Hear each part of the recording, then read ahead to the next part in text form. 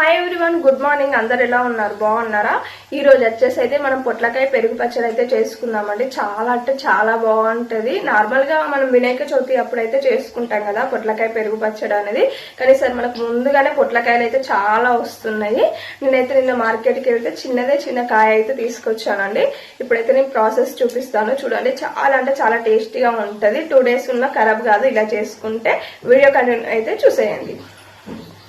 First అయితే పొట్లకాయని తీసుకొని ఇట్లా మధ్యలోకి 2 పీసెస్ అయ్యేలాగానైతే కట్ చేసుకోండి. ఇలా కట్ చేసుకొని అయితే కొన్ని సరిపడా వాటర్ పోసి అయితే మంచి కొంచెం కలర్ చేంజ్ అయ్యి వక్క అనేది ముట్టుకుంటే చునిగేలాగా అంతా అయితే ఉడికించుకోండి. అట్లా ఉడికించుకుంటే చాలా బాగుంటుంది. అంటే తొందర ఈజీ అయిపోతుంది. కొంతమంది ఏమో ఆయిల్లో ఫ్రై చేస్తారు కదా, నెక్స్ట్ టైం అలా చేసి చూపిస్తాను. ఇప్పుడు నేను ఎప్పుడు చేసుకునే ప్రాసెస్లో చూపిస్తా చూడండి.